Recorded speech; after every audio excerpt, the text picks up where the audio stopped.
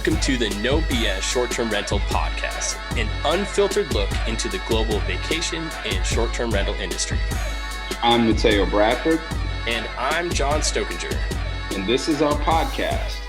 We bring the right people to the table at the right time, giving you an inside view and take on the short-term rental industry like no other podcast can. Mateo, extra special episode today. Actually, good afternoon. Normally it's morning, but we're recording this afternoon. How are you? Yep, I'm fantastic, brother. How are you? I'm good. Season 3, episode 20. Got a very special guy, very special announcement on today. We're going to dive right into it. Ryan Bailey, CEO of TNS, TravelNet Solutions, CEO of Track, co-founder, founder. It's been a while, man. Tell us. Yeah. Co-founder of TNS, TravelNet Solutions. Always good to be on and chat with you guys. So I'm fortunate that you invited me on. Well, we're fortunate, man. We've been wanting to get you for a while. So no, this is exciting for John and I. Thanks for coming on. Yeah, there's a couple of reschedules, but we're here. We're finally made it. All my fault. That's all my fault. It is. I mean, it is. It's not mine. I'll definitely your fault. It's no problem. Yeah. Excited you're on. Big announcement came out today. You all went ahead and we're going to go ahead and dive into this, but you acquired majority stake in Rented. We did. And so this, we're better together with the announcement of Better Together. Love to hear about that and kind of where we're at. And then we can kind of go back to the beginning. Like, we really want to learn about you. But let's talk about, the big breaking news today. Yeah, we're super excited, thrilled to bring Andrew and his team. Love the product, what they're doing for us strategically, as we mentioned at our big next conference, and many, as we've been talking to a lot of our customers. M&A is definitely a big part of our future. It's not a roll up. It's more, we're going to be thoughtful about where are the gaps in our products and our solutions, our suite.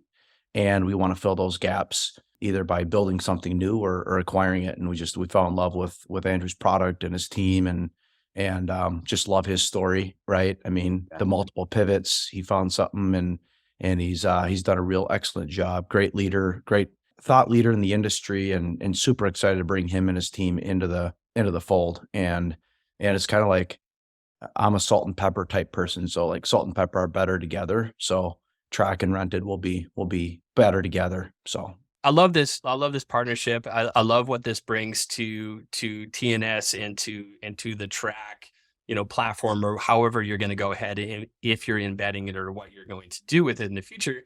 The question I have with it, and I know a lot of people that are listening that haven't seen your newsletter that goes out and talking about this, is what does that mean for your other pricing, partnerships? You have partnerships with Wheelhouse and Beyond and Price Labs, and some others. What does that mean for them? Is that still status quo, same old? What is this? Yeah, I think it's part of our philosophy, right? Like, freedom of choice is important, right? But we don't mince any words about it. Like, we want to build the best platform, the gold standard in the industry. And at the same time, it's not an or, right? Like a best of breed, or are you an all-in-one solution, right? We really think it's a function of and. So we're going to build the best platform we can build, but I think it's one of those things, like, we also want to keep our ecosystem honest, right? Like, people don't rest in their laurels. We're going to build the best tool, and it's kind of like Salesforce. I love their model, right? So they built a bunch of tools within their marketplace, but they also acquired a company like, for example, ExactTarget, which acquired Pardot, so marketing automation. Well, we use HubSpot. It's still connected into Salesforce, right? So they still have an ecosystem, and it's open. It gives freedom of choice to your customer, but we want our customer to choose the best solution, right? And if we don't innovate and we don't innovate our products, no one's going to buy Rented just because they're together, right? Like, we need to still make sure we have the best product. And we need to make sure that in our ecosystem, we want Beyond and Wheelhouse and all the other partners to make sure that they continue to innovate for the betterment of our customers in a super competitive world where everyone wants the best owners, and they need the best technology to go through this digital transformation. So philosophically, that's been our approach, and that's how we see it into the future. That's awesome. You talk in for those that don't know, and I think most everyone knows, I spent 2 years as a senior solutions consultant for Track. So Ryan and I have had some history, good history. I left on super positive terms. Great Uh, term. One of the good ones So we you let get just, away. oh, okay. oh snap. Yes. The and to look at it too, it's like, and Teo comes from, we were chatting about this right before we hit Yeah. record. Teo cut his teeth in the space, when you're talking about all the pivots with rented. Mateo was there early on with rented. So he knows Mickey and that holds, Andrew and that whole team very, very well. So it's just interesting this, bringing this all together. Where do you see, like, I guess the question I have about this too is, the interesting thing about the rented acquisition for TNS is rented also uses, it doesn't, behind the scenes of rented don't they have a partnership with Price Labs as well, which you already have? So how does that all work together? I think it's a part of the overall ecosystem that, right? Like we're all going to work together to make the industry better and stronger. And we're all going to make, at the end of the day, we're all going to try to do our best to ensure that the customer, our end customer, has a fully integrated solution, right? And the best tech and the best service that we can offer for our customers. I think it's interesting. I get it. I think it makes sense. I think it's a bold move for the industry, but I get it. Coming from that culture, working with Andrew and Mickey and Cliff and those guys, and having been through different iterations of what rented was and what it's become. So I get it. But what do you say to the people that are kind of scratching their head or like they can't see the vision? I get it. I understand exactly what you guys are trying to build. And from what you're saying, what do you have to say to the people that are like, why rent it? Right. Yeah. I think just from a macro view, like as we go into the next 12 to 18, 24 months, I mean, I think pricing is going to be even more important in how you manage revenue and develop a professional revenue management system, infrastructure, people process within your company. And I think it's a very important time that the platform leaders like us have to step into some of these areas and really make sure that the innovation happens, particularly in this suite of solutions that we want to offer. Pricing, we think, is going to be very, very important as recession pricing, being able to occupancy comes down, revenue. How do you still maintain a strong RevPAR? All those will be signals that we're going to look to. And I think more than ever before, companies are going to need a solution and a service that can meet the needs of what they're trying to accomplish for their owners. Ultimately, if they don't have owners, they don't have guests. So I think it's super important that we have a service and a tech side to that to best support our customers.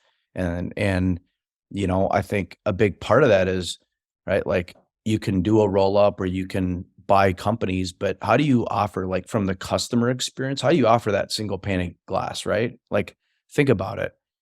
These managers, you have to log in and out of all these different softwares, and then you have a monthly review because everyone wants to have a customer success Right. review, right? You're calling all these different support departments, and then that API is down. And so we think there's a world, and it's not an all or nothing, right? We just think there's a lot of people that are really hungry for a single pane of glass, log in to one overarching platform. I deal with one success manager. I work with one. I consolidate my vendors. I consolidate my technology footprint. I'm not saying the whole industry wants that. I'm just saying I think what our customers continue to tell us, I think there's a real hunger for that. And I think pricing and revenue management is a critical component to their business. And it fits really, really nicely into our company. And their core values and mission and vision align really well with ours. And so we're really excited about this opportunity to work together with Andrew and his team. To kind of expand on that too, the art, the pricing tool art, like the UX and UI is seamless. It's smooth. Like I've demoed it. It makes a ton of sense. It's easy to use, and it's, and if you're going ahead and offering a new solution, you want something that isn't cumbersome. And art is not cumbersome at all. It's a great acquisition. I'm excited for you all.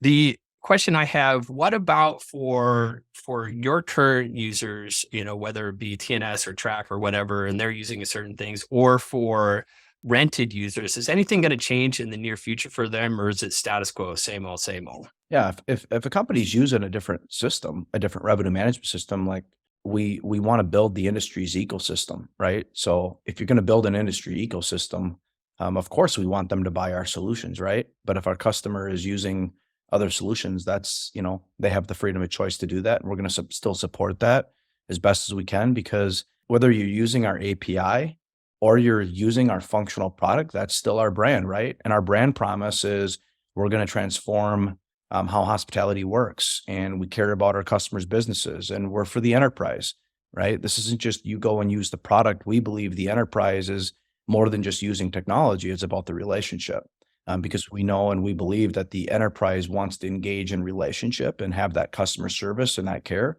And so you can't say that's your vision or that's your North Star, and then all of a sudden you don't offer a great API and ecosystem if a company wants to use a competitive product.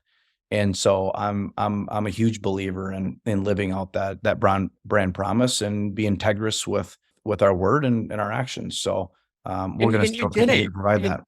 And you did it with the and I'm stumbling on the previous name, but when you acquired Yes, what Jim. yes, which is now Atlas, Mhm. it was, it doesn't, everything doesn't everything, there's always some hiccups, but at the same time, like, you acknowledged and you maintained the relationships, and you gave everyone, equal option to do whatever they want. And Atlas is a great product, Yeah. and you're doing some amazing things, and you're supporting, and you've scaled that exponentially, like seeing the numbers that are coming off of Tim's team and Michelle's team, or Matt's team this year. I love following what you guys are doing, and, crushing, yearly goals already, and having to raise those. It's pretty phenomenal to see what you've done with Gueststream, and bringing that into the fold. And that was truly, it wasn't your first acquisition, because we can kind of, and let's kind of go back in time here a little bit, and let's Yeah. talk about how you came about it. But I want to lead up to, what happened in July 26th this year, and which has made a lot of this, what we're able to do. Let's talk. How the hell does Ryan Bailey get into this? Like, what made you stumble into this world? Yeah. So from the very, very beginning, the genesis of the story, or do you Yeah. want to talk about BSIP and the July 26th and what No, that no. meant? Let's talk Genesis to July, and Yeah. then we kind of go to some Yeah. BC. So, back in the early 2000s, my brother and I and another partner, they were the two programmers. Mm. They got into building an online booking engine. It was called Availability Tracker. And Availability Tracker was, I mean, it was a pretty primitive online booking engine. It was nothing more than literally a calendar. And we put it in a web-based application. Right. And so we're up here in the Midwest in Minnesota. And so we had a bunch of fishing lodges we were putting on it, like, hey, don't you know, $12 million will book online this year. This is late 90s, early 2000s. And you need an online booking engine. So that was the very, very beginning, how we started cutting our teeth. And, I was marketing, sales, more of the business side. And, I tried to sell it for, the first 6 months I was in my college basement. Right. So my brother and I and Darren, we had this big vision of building an online booking engine. And always our dream in the beginning was, to be able to work from home and be entrepreneurs, right? And Right. go build this SaaS solution. It wasn't even really SaaS back then. It was just a web-based application. Right. And so I'd never done sales before, and I started cold calling fishing lodges and rental companies, anyone that would listen to me about booking, taking, broadcasting, putting their availability on their website, taking online reservations, taking e-commerce bookings. And, quite frankly, I didn't make a sale for 6 months. And what's even more sad about that is, like, I was trying to give it away for free. And so, like, all in all, that's just the problem, right? Like, Right. but I don't know, whatever I happened. mean, to be fair, you're ahead of your time. Like Right. this wasn't, it still wasn't really a thing yet in the late Yeah. 90s, early 2000s. Like, we're just getting into it. Online was still, like, it was rudimentary. It Yeah. was dial up. It was, Hey, man. Netscape. Yeah. Yeah. So we quickly grew. We over the next year, we grew to, like, I don't know, 400 installs. So we had 400 companies using our online booking engine. And then I was the site I was on, I was like a yellow pages. I was prospecting on this site, the site called resortsandlodges.com. And so I called up the CEO of that company. I said, hey, you have 9,000 of these resorts, lodges, these rental companies all over your website, all over North America, all over the world. And they all need an online booking engine. And long story short, he's like, well, this isn't a business. This is a research project at Michigan State University. We had a few $1 million grant from NASA, and it was built on a content management system called Cognation, right? So it was a project within the computer science department at Michigan State University to build this enterprise content management system called Cognation. And so resortsandlodges.com was nothing more than just a vehicle as a test product to go and use that. So these kids had put 9,000 listings, written all the content, but it was doing about 180,000 visitors a year organically from, the Googles of the world and, Yahoo and from the SERPs, search engines. Netscape and AOL back. I mean, this was man. Dial up. And Mhm. so, long story short, said, hey, why don't you buy us? Well, I'm in college at the time. Buy us, I mean, like .com just went .bomb. This is like 2001, 2002. And so we went to Wells Fargo. No institutional bank would give us any money. So somehow we convinced each other, my brother and Darren, each took a loan out on their homes, second mortgage.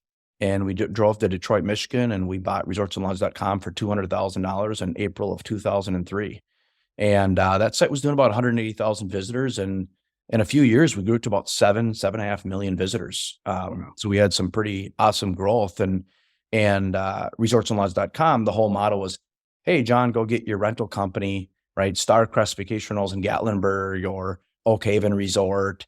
Go get listed on resortsandlodges.com for $2,000 a year, right? And so we grew that whole business up to about 2,000 listings. So it was like a $4 or $5 million a year subscription business, and a nice little business that we built. But always our vision was back to that availability tracker was to be able to build that system of record, that platform in the cloud, right? And so we built a company called Res Tracker in 04, 05, 06. And that was our first foray into building a cloud-based property management system well before Track, right? And so we had availability tracker, and Res Tracker was our property management system built in the cloud. And it was just too early. People are like, I'm not putting my financials on the cloud. What's the cloud? And so we learned a lot of lessons in that failure, right? We only sold about 20 companies on it. We invested millions of dollars into it. And so we learned a lot in that failure. And so we had built a lot of different fragmented solutions. So we built Phonalytics, right? A call tracking software that would be able to track advertising on resorts and lodges. And so we had this vision. It just wasn't really super clear. And it finally became much more clear in 2014 when we acquired a little company called Resortzilla out of Gatlinburg and Pigeon Forge. And that is what is today is Track, right? So if you think about it, 20 years ago, right, we're still coloring in the same lines we were 20 years ago. Availability Tracker is Atlas. VM Global was our digital marketing solutions. Resortsandlodges.com, marketplace. Res Tracker is today our PMS, our property management system. The vision wasn't as clear back then it is today, but in all respects, we were still coloring in those same lines that we were, trying to 20 years ago. And so in every failure, in every roadblock, you learn, you pivot, and you come back stronger. I mean, you're richer for it, for sure. I mean, Track, let's chat real quickly about about where your Track really became the whole Southern, working with Southern, and let's talk about that a little bit, and what that did for Track and for the call center solution. And then, I mean, truly, the blessing, and it would have happened anyways, but the blessing of the V12 sunset was just like you were talking about some race earlier. Yeah. Amen. And so so in 2014, when we went into 2014, everyone's like, well, geez, last 3 years, this whole push around enterprise. Well, that was really the vision back in 2014. So when we acquired Resortzilla, we said, hey, one of the failures we made is in Res Tracker, we went out and started building that for like 5-unit little rental companies or little small like resorts or boutique hotels. And this time around, we said, hey, let's not go down market. Let's start and win in the enterprise, right? Like, let's go straight after the enterprise, forget this down market and go right into the enterprise. And so we signed Southern, and we took a small little investment from them and another player in the industry, and we partnered with them. And so from 2014, and we went and sold it a few times into the market, but we only had a few customers on our PMS. So when we bought the company, it had already been working on it for like 2-3 years. So when we bought it, it's like 3 years old. So 2014, 15, 16, 17, we didn't sell the PMS, right? Because some of the guidance we had from industry vets were like, hey man, don't go to market with this thing until it's truly ready. So we just banged on this. It was like, we just banged on this for years and years on the PMS. But the whole strategy is like, hey, let's go sell our Track Pulse call center solution, compete against Navis, land in something a little bit easier to land in than a huge heavy ERP. And let's go build relationships and show companies that we can really perform for them in the CRM space and the call center software space. And so all while at the same time, like knocking out the kinks at a company that's 1,200 units. Yeah. Like you're like where you're building it specifically hand in hand with the enterprise. Enterprise and with Southern in mind. Is like, if you can go ahead and you could work with a 1,200 unit company, which is now larger than that, but at the time it was 1,200 units. Like, of course, if you can win there and you're building in the relationships you are on the Pulse side, you're doing this well, Scott C and Chad Blankenship and their whole crew there, I mean, they just banged on our accounting system, right? I mean, banged our accounting system for 5 years, right? And I mean, we just kept innovating it, building this platform. And we just kind of really kept it under the, behind the curtains until we were really ready, because we knew that, and maybe we didn't know it would happen as soon, but we always believed that there would be another turn, right? So when you think about Streamline and their growth, right, Property Plus shutdown.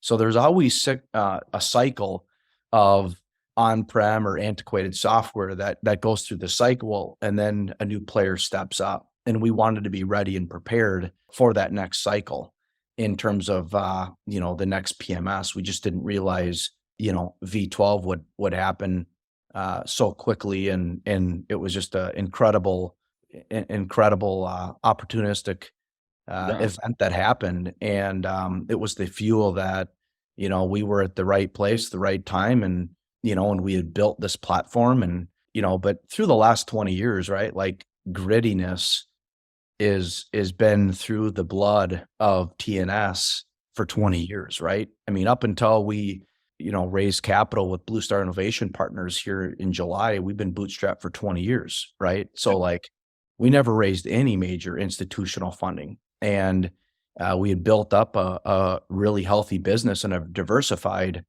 suite of products, but that was always a big part of my brother and I mean, our vision of like, hey, let's reinvest everything we have and build for the future, and a lot of entrepreneurs, like, I think it's easy to like take this short view or short term, and, like, you really got to have a long term and play the long game. And, it's worked out well, for us, and we're blessed and grateful, but there's still a tremendous amount of work to do to really see out this full vision of this fully integrated platform that we're excited to partner with Blue Star when we close that deal here in July. So, but there's a lot more to talk about that, which is a whole other. We're gonna dig into Blue Star in a minute, but before we do that, I think there's a lot of gems that you just gave the industry in terms of, I think it says a lot about you, a lot about your leadership style, a lot about vision when you're talking about something that we don't see people do often, and that's really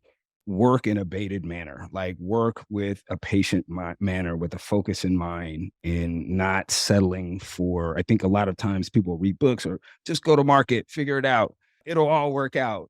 It doesn't necessarily work that way. And I think when you see, success, with these products that have been thoughtfully put together, that have taken experiences, the highs and the lows, what you learned in those 3 years, right? During that time, it was, that's never the part of the story that gets told, but that's Right. usually where a lot of the magic really happens, and the growth and transition and the maturity happens within that space. And I think I just, what do you want the industry to learn from your story other than patience is key, Yeah. and Yeah. delivering a good product is key. Yeah. I think always keeping to that North Star, right? And I'm not saying we always had one clear North Star in 20 some years, right? But we were always super important about our people and our customers, right? And if if you really sit down and you truly sit down and try to learn and understand your customers' problems, right, or their issues, we've been fortunate enough to figure out ways to build products or solutions around that, right? And then you build that, and you're like, okay, I'm just going to really fix just something in their business that is they're having a struggle with generating leads to their business, right? So or generating traffic to their business. So like in the early 2000s, our customers were like, hey, they had a business card, they had a website, and it's like, well, how do I get traffic to my website? So we were opportunistic and said, hey, resortsandlodges.com, this is a way to get traffic to your website, vertical websites, niche travel websites. And so that was just one example of understand your customer and understand their problems and really spend time with them. But a lot of people say, well, all the success and all this growth. And I think you nailed it a little bit there is what people forget is like, yeah, sure. It's like a 22-year overnight success story, right? Right.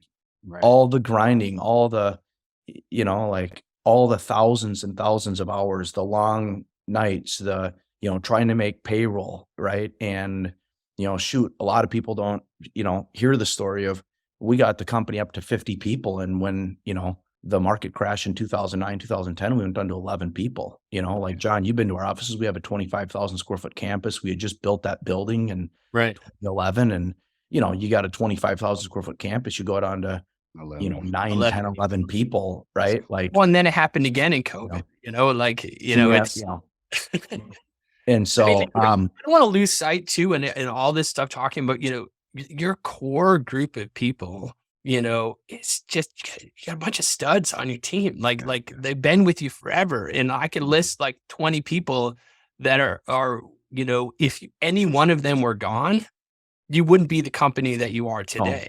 that's so And true. you have some of the there's some of the smartest people, some of the most outside the box thinking people in our industry are behind the scenes. They're not even like public figures on your team. You might see them at a show, you might see them here or there, but like all this Dan Johansson, I'd have a conversation with that guy. Like I'm like, man, I'm stupid. He's one of the smartest people. And you got like 5 or 6 of those guys and gals on your team that are just like, wow, like I could suck knowledge from them all day, every day. Right. Yeah. And I think when you find those great people, and we have a lot of amazing people in the company, and for me, and then with our leadership team, we talk a lot about, or I try to share with everyone like, hey, you get to choose us. I mean, how hard it is to get talent, like, hey, I'm just coming into John. Thank you for choosing TravelNet today. Like you could really work wherever you want to work. The job market's frothy. Like, thank you for choosing TravelNet.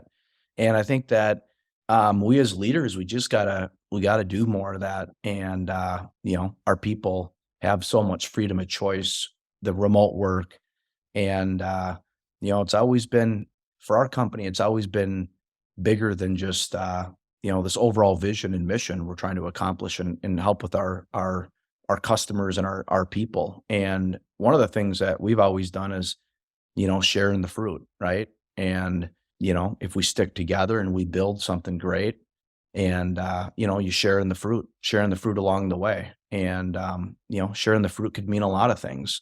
And it's all about being humble, and it's all about not taking all the credit, right? Like it's easy to get in a leadership position and say, hey, I'm going to take all the credit, or I built this, or right. But it's not about that. Sharing the fruit means we all share, right? We're all building something great together, and it's bigger than any individual person.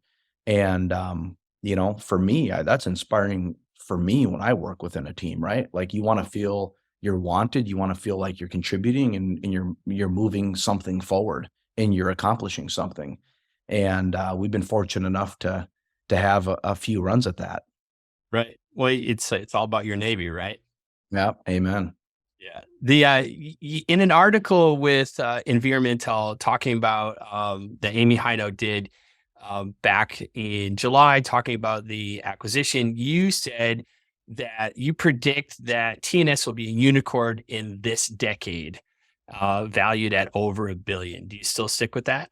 I talk a lot about being humble and hungry, right? And I think that's like some of my hungry side that came out of me. Yeah, Um, that's okay. yeah, You don't have to yeah, justify that. Yeah, it's yeah, man. I absolutely mean, like, okay to if you have that don't, go. those that don't cast a vision, like, you perish. Like, we got to set a big vision. We got to set a big dream. You got to dream big. And we've always dreamt big in our company. So we want to be the gold standard and as a technology provider. And hey, there's going to be billion-dollar companies created in and through this 100%. industry, right? Like, why can't we at TravelNet, right? So we are. Like, that's what And we're gonna do. I love that. yeah, I love that too. And, I want to be, very clear, those that know that I worked for TravelNet. I was there for 2 years. I left on great terms, and not because everything is everything that Ryan said. It was the first company Mhm. that what they told me I was going to make, or what I had potential to make, I actually made. It wasn't like fluff. Like, on a sales role, you come into a company and they're like, "Oh yeah, you can, you're possibly you can make this." You guys came through it. Everything from you took care of your people from all ends of it. And so I very much appreciated that. And my wife and I, we chat about that often. It's like, man, like leading up to TravelNet, it was like a lot of like, pie in the sky shit. And it never, and that's what it always turned out to be. It was I came into the industry, worked at a couple different companies before I came to TravelNet, and all great companies, but they didn't come through the way Track did and TravelNet did. And I left for another opportunity, which I'm very happy to be at. But it's interesting to see because not everyone can actually back that. Right. Mm. You say that, hey, this is who we are. This is our company. This is who we are. This is our culture. Right. And culture fit's huge today, but not everyone can come through with what they're putting on their job, Yeah. their postings and stuff like that. Yeah. And Um, it's very hard to do, right? It's very hard to do. And sometimes it's not even the fault of, anyone, right? It's just like, you got to have that perfect timing and the group of people and customers that believe in you and they believe in this mission and everyone's on board, and then this magic happens. And then you got to have the right leadership in place. Like, when you start getting success, right? You start getting success, you're growing your revenue, more customers, more people, right? What's the values of the leaders in the company, right? Is it take it all for themselves and take the glory for themselves, or is it really ultimately about the people, and is it really ultimately about an industry? And I'm just a huge person on humility, right? Like, you stay humble and hungry, and in great things, in great things happen, right? Because everyone can get excited, right, for 6 months or a year, and I'm going to go make this on target earnings, and this is a big revenue goal, and we're going to be a right. billion-dollar company. Like, but that doesn't move the needle, right? Like, Well, after a while, that's not going to satisfy the human condition, right? Like, that wears off. There's got to be something bigger, guys, than just that's what we're going after, right. right? It's got to be transformative. And I Yeah. think that's part of the recipe in TNS today. Well, and I think that too, looking at, where you had come from, and even like when I met you, over 4 years ago or 5 years ago when we met the first time I think as a company grows, leadership grows as well, not just like in growing as you're making more money, but you evolve into a better Yeah. leader. And I think that, the hardest thing from, and putting myself in a leadership shoes is having a leader that it can actually go ahead and take a step back and be like, man, I hired the fucking smartest people for them to do this job. Mhm. And now I need to take a step back and allow them to do the job that I hired them to do, because I hired someone that's smarter than me at that. And I think that's really hard for a lot of people. And, in a leadership in any C level. And I can assume it was hard for you. I heard it was hard for you. And so, maybe, but to Yeah. be able to now step back and be like, man, I hired these are the people we hired together. We made this joint decision. We're going to hire the best of the best. And now I can go back and focus on being a captain of the Navy here and allow my crew to do, or our crew to do the job they are hired to do. Yeah. That's egoless leadership, though, right? Like that's really what it is at the end of the day. If you're able to set aside that portion of your leadership spirit to empower your team, like Yeah. Yeah. It's they see very, that.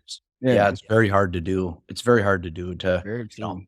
as an entrepreneur, it's very hard to do as an entrepreneur, because when I've been in a business for 20 years, like I know every facet of the business. I know every role, like Right. obviously because you had to do it, right? Like Right. I was in the early years, I was in collections. I was, you're doing all these roles.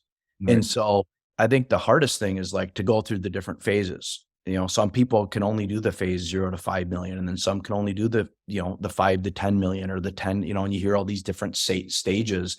And I think really there's a lot of people that can do them. It's just, are you willing to seek the help, and are you hungry enough to learn and adapt? And, that's been one of my biggest is I've had to change a lot and adapt and let the people execute, right? And find ways to go, okay, John, if I let go, what is good going to look like? Or what do the metrics look like, right? Like, what would this look like if it was good and it was thriving? And let's come to agreement on that. And then, then I know Okay with that it, right? that baseline over there on that ship in, Yeah. the XC200 is that ship's rocking and rolling. And, but that takes a lot of time, to get there. Build Or that trust. maybe not for others, but it's taken me longer than I would probably like to admit on your podcast. So, but I'm going to admit it. I have a question for you. Why Blue Star? I'm sure there was tons of suitors. There was tons of opportunity. There's multiple conversations with different directions. Why Blue Star? And what are the in a caveat to that is, what are they going to bring to TNS that and this is probably part of the same answer, that the others wouldn't or couldn't. Yeah, there was a tremendous amount of interest, obviously, right? And we had over 100 companies that were interested, and but it came down to, like, I'm not done yet, right? The vision's not done. There's so much more, the proverbial wood to chop. There's just a lot to get done. And what I was really excited about was the main 4 partners that we worked through the process. They all ran businesses themselves, right? And they ran companies, and they operated large companies.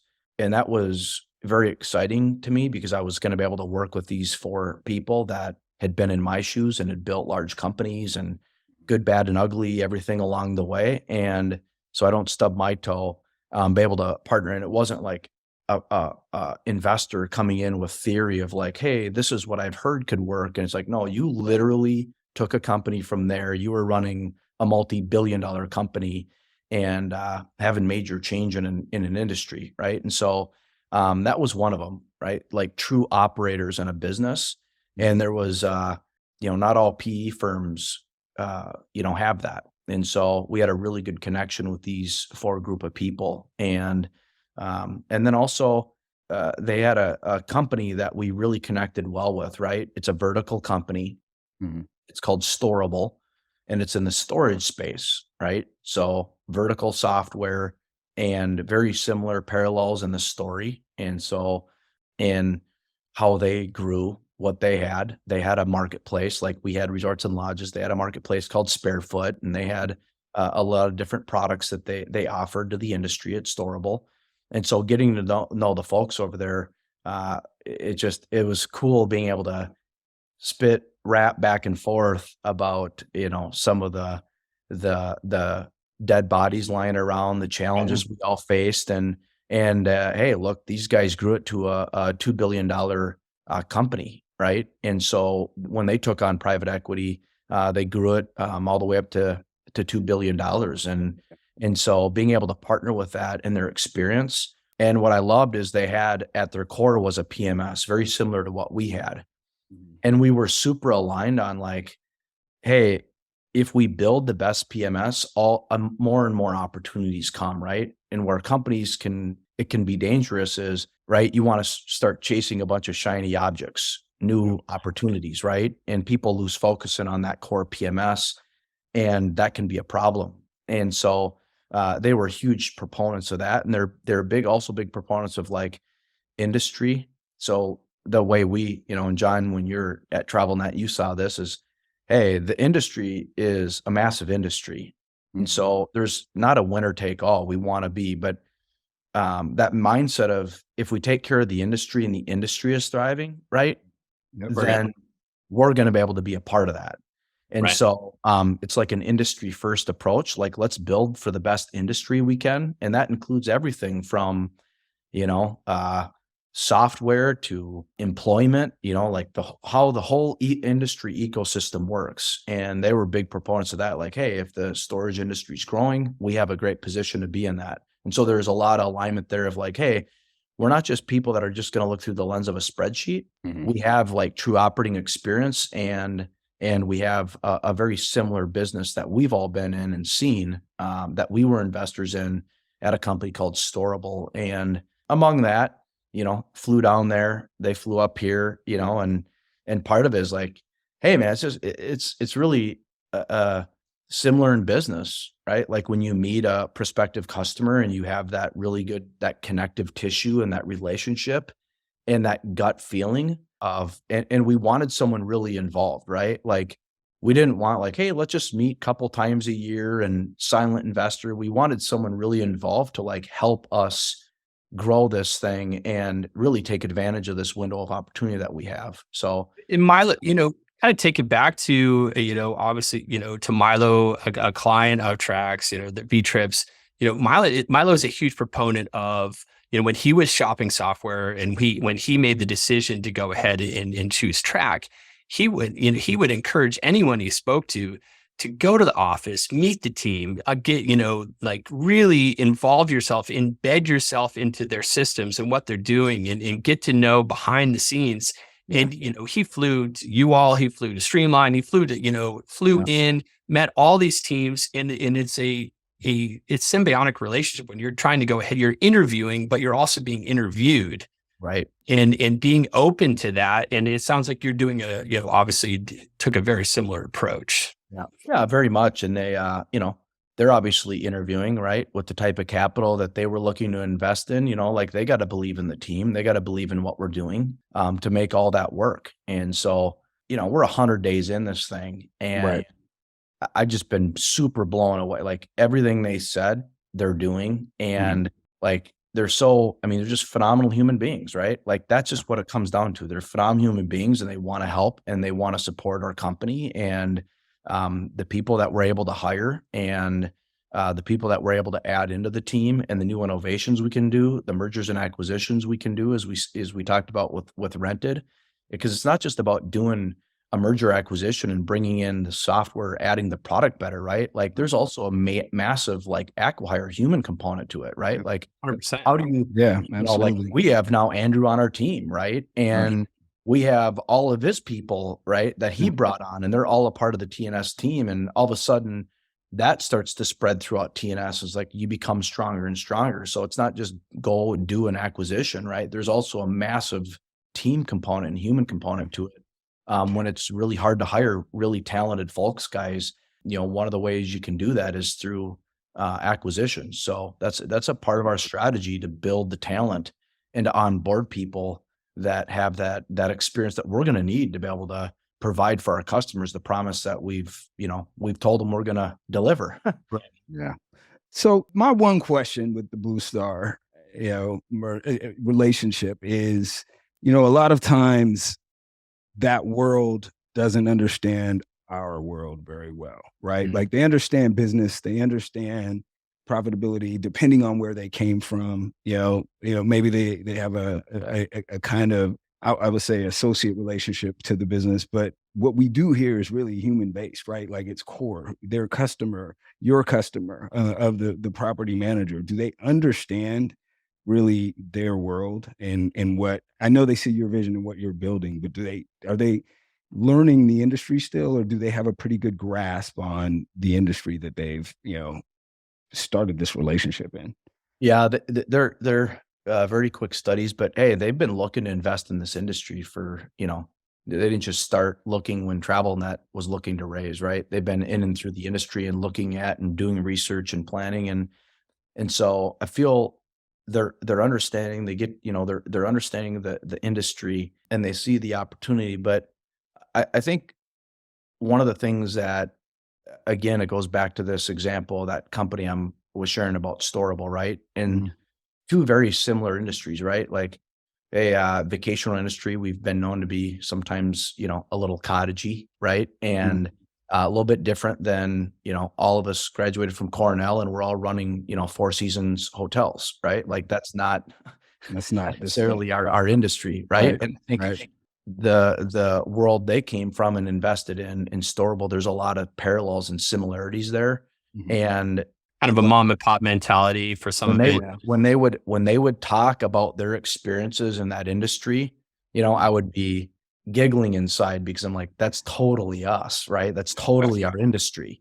And Right. so there was just instantaneous, just this good connective tissue between what they saw and the challenges to put investment and capital to help build what they were trying to do. There's a lot of similarities in our space. And, there's always trepidation, right? Like when they saw it, private equity came into their market, right? We saw private equity come in our market heavily 4 years ago with Streamline and Habit and Blue Tent and that whole thing, right? But I don't think it's a money thing. I don't think it's an investment thing, right? I think it's comes down to the management and leadership and how you roll out and like, hey, what's the vision? What's the plan? Because hey, look at what V-Trips is doing. Like they've raised capital, whether it be Yeah. traditional bank or private equity, or they're using money to grow their organization. And our industry is going through a major transformation right now, right? Yeah. More and more money's coming in because it's becoming a bigger industry. And if you're gonna like, we couldn't bootstrap any longer to meet the demands of these fast 100%. V-Trips. Like, Right. how do we go add 20 engineers as a bootstrap company and be able to do that without a major capital partner behind us to meet the demands? And if we don't meet the demands, they're just going to leave us anyways, right? So It we was a eventually, necessity. It was a yeah, timing and necessity. You had gotten right. to scale where you could, bootstrap it, smartly, but now you're to the position where like you have so many, clients and partners that you need to take care of. And if you don't actually come through for them, you're going to lose them. But let's Amen. talk, let's quickly talk about, I know we got to wrap it up here soon. Yeah. But I want to talk about, you got this investment. This is the first big announcement of I'm assuming of many. Like you're not going to get investment and not going to keep on acquiring. Like you're an M&A company now. Like that's you alluded to that earlier. You're going to grow and scale via smart mergers and acquisitions. I know there are some more on the horizon. I don't know who, whence, and you're not going to tell me right now, and I'm okay with that. But what I want to know is, when are we hearing the next announcement? Right. All of that for that. All of that for that. Uh, When, I mean, what's next? What's new? yeah. Yeah. I mean, like we're not going to just buy a bunch of companies, right? Because then it's a terrible experience for the customer. So we got to be really thoughtful about what we're acquiring. But, in 2023, we'll have more that we'll be announcing that more exciting announcements. And it's all about making our platform stronger and ultimately having a truly integrated experience for our customers. So more to Better come, together. better Love together. that. So, and we love you breaking the news here on our podcast. So we're going to hold you to the next big announcement too. So just Absolutely. FYI, I believe John will be all over you for that. Hey man, I'm ready to jump on anytime. And I got to tie my schedule down but I'm apologizing for that again. Oh, And no worries. Don't Look, it apologize to happens me. all I the just like time. giving you shit. Yeah, no, he I does. love it. Well, it's always great to see you guys Yeah. and you guys, seriously, what you guys are doing for the industry with this podcast. And it's all about knowledge, man. And you guys are spreading that knowledge and supporting our industry. So I really appreciate that too. And anytime I can support you and help you, I'd love to do it. And appreciate you guys. No, we appreciate you, man. Thank you for coming on and telling your story. Thanks. Appreciate it, Ryan.